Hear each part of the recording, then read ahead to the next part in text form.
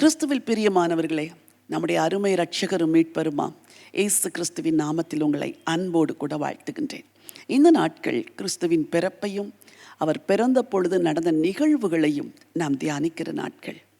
இந்த வேத பகுதி மத்தேயு 1:2, லூக்கா எழுதின சுவிசேஷம் 1:2, யோவான் 1ஆம் அதிகாரம், இவைகளெல்லாம் படிக்கும் பொழுது எப்பொழுதுமே நம்முடைய இருதயத்தில் ஒரு பரவசம்.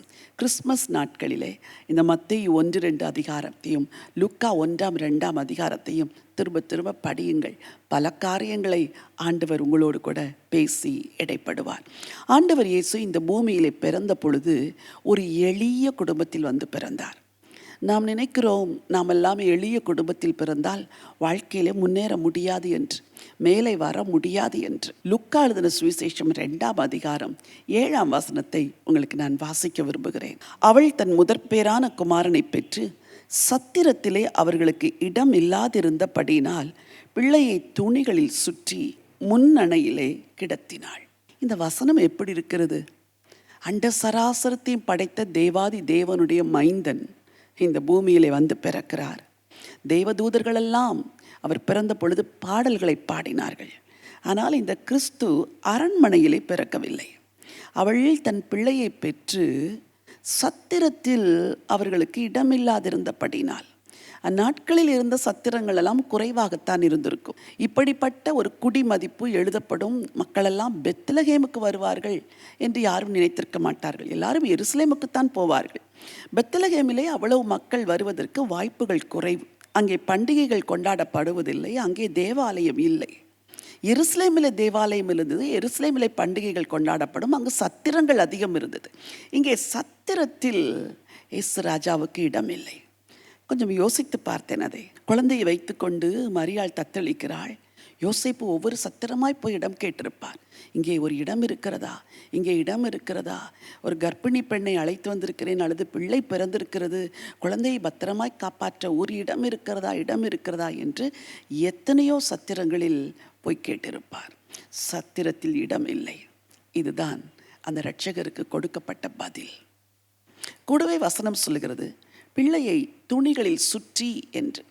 ஆங்கிலத்தில் பழம் துணிகள் அல்லது கந்தையான துணிகளிலே பிள்ளையை சுற்றினார்கள் என்று நாம் வாசிக்கிறோம்.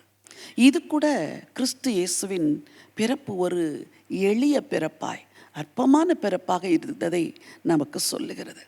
அவர் பிறக்கும் பொழுது அரண்மனையில் பிறக்கவில்லை. அவர் பிறக்கும் பொழுது ராஜாக்களின் தொட்டிலில் வந்து அவரை கிடத்தவில்லை. சத்திரத்தில் இடமில்லை. பிள்ளையை துணிகளில் சுற்றினார்கள். 3வது வசனம் சொல்கிறது, முன்னணையிலே கிடத்தப்பட்டார்.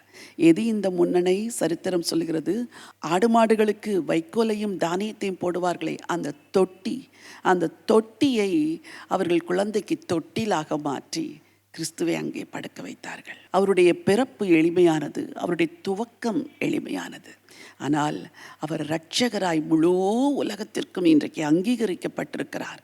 இயேசுவின் எளிய வாழ்க்கை இன்றைக்கு உங்களுக்கு ஒரு பாடம். என்னையும் ஆண்டவர் இந்த எளிய நிலைமையிலிருந்து உயர்த்துவார். என்னையும் ஆண்டவர் இந்த எளிய நிலைமையிலிருந்து மேன்மையாக வைப்பார். இது நீங்கள் கற்றுக்கொள்ள வேண்டிய ஒரு பாடம். மற்றொரு பாடம், நான் ஒரு எளிமையான வாழ்க்கையை வாழ்ந்தாலும் இயேசு என் இருதயத்தில் இருக்க வேண்டும். ஆண்டவர் இயேசுவை இரட்சகராய் ஏற்றுக்கொண்டு எல்லாரும் கோடீஸ்வரர்களாய் மாறிவிடுகிறதில்லை. ஒரு சிலர் கோடீஸ்வரர்களாய் மாறுகிறார்கள். ஆனால் கோடீஸ்வரர்களுக்கு இல்லாத ஒரு ஐஸ்வர்யம் ஒரு எளிய விசுவாசிக்கு இருக்கிறது என்றால் ரட்சிப்பும், ரட்சிப்பின் மகிழ்ச்சியும் உள்ளத்தில் இருக்கிறது பாருங்கள். அதுதான் பெரிய மகிழ்ச்சி. இயேசு எளிமையில் பிறந்தார், ஆனால் உலகமெல்லாம் அறிகிற இரட்சகராய் மாறினார். நீங்களும் ஒரு எளிய துவக்கத்தை வாழ்க்கையில் துவங்கி இருக்கலாம். உங்களையும் ஆண்டவர் உயர்த்த உண்மை உள்ளவராக இருக்கிறார். நான் எப்பொழுதும் சொல்லுவேன், என்னுடைய தாத்தா பாட்டியின் ஊருக்கு நான் செல்லும் பொழுது அந்த கிராமத்தின் வழியாய் நடந்து தான் அந்நாட்களில் நாங்கள் செல்வது வழக்கம். இப்பொழுது காரிலே செல்கிறோம். நான் நடந்து சென்ற அந்த நாட்களில் நான் யோசித்து பார்த்தேன். எளிய கிராமம், ஒரு சில கூட்ட மக்களை வாழ்ந்த அந்த கிராமத்தில் இருந்து என் தகப்பனார், என் தாய் இவர்களெல்லாம் பிறந்து இன்றைக்கு ஆண்டவர் ஆசீர்வதித்து உயர்த்தி வைத்திருக்கிறார் என்றால் அந்த ஆரம்பம் அற்பம். ஆனால் கிறிஸ்து இருதயத்தில் பிறந்ததினால் வாழ்க்கையில் உயர்வு வந்தது. பிரியமானவர்களே, இன்றைக்கு உங்களுக்கு ஒரு நற்செய்தி சொல்லுகிறேன். முன்னணை போல இருக்கிற உங்கள் உள்ளத்தில் கிறிஸ்து வந்து தங்கியிருப்பார் என்றால் உங்கள் வாழ்க்கையும் நிச்சயம் உயர்த்தப்படும். இயேசு இருதயத்தில் வந்தால் அதுதான் உங்களுக்கு ஐஸ்வர்யம். ஐஸ்வர்யவான்களுக்கும் கோடீஸ்வரர்களுக்கும் இல்லாத இந்த சந்தோஷம்தான் உங்களுக்கு ஐஸ்வர்யம். இதை நினைத்து இந்த நாளெல்லாம் களி கூறுங்கள், ஆண்டவருக்கு நன்றி சொல்லுங்கள். உங்களுக்காக ஜெபிக்க விரும்புகிறேன். எங்கள் அன்பின் தேவனே, பரலோக பிதாவே, உம்முடைய சொந்த குமாரனாகிய இயேசு ஒரு எளிய ரூபத்தில் முன்னணியில் வந்து பிறக்கும்படி நீர் அனுமதித்தீர். அரச மாளிகையில் அவர் பிறக்கவில்லையே. இன்றைக்கும் கூட ஆண்டவரே, இந்த இயேசுவை தன் சொந்த இரட்சகராய் ஏற்றுக்கொண்டிருக்கிற உம்முடைய மக்கள் அவர்கள் எளிய வாழ்க்கை வாழ்ந்தாலும் இரட்சகர் இருதயத்திற்குள் இருப்பதே அவர்களுக்கு சொத்து, சம்பத்து, ஐஸ்வர்யம் என்று மேன்மை பாராட்ட உதவி செய்யுங்கப்பா. ரட்சிப்பின் சந்தோஷம்தான் அவர்களுக்கு கோடிக்கணக்கான பணத்தை விட சிறந்த ஐஸ்வர்யம் என்று அவர்கள் எண்ணி மகிழ உதவி செய்யுங்கப்பா. எல்லாவற்றுக்கும் மேலாய் கிறிஸ்துவோடு எளிய வாழ்க்கையை துவங்கி இருக்கிற உங்களுடைய பிள்ளைகள் வாழ்க்கையிலே உயர்த்தப்பட, மேன்மையான நிலைமை அடைய ஆண்டவரே, நீர் அவர்களோடு கூட இந்த வாழ்க்கை பயணத்தில் நடக்க வேண்டும் என்று உம்முடைய அடியால் நான் ஜெபம் பண்ணுகிறேன். அற்பமான ஆரம்பம், ஆனால் சம்பூரணமான முடிவு.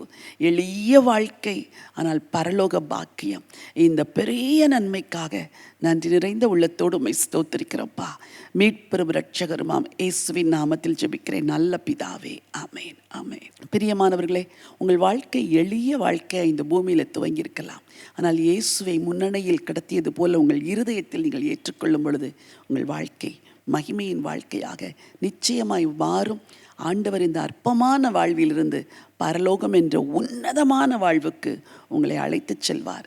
அதுவே பாக்கியம், அதுவே ஆசீர்வாதம். இந்த நினைவோடு இந்த நாளை துவங்குங்கள். இந்த நாள் ஒரு வெற்றியின் நாள். God bless you.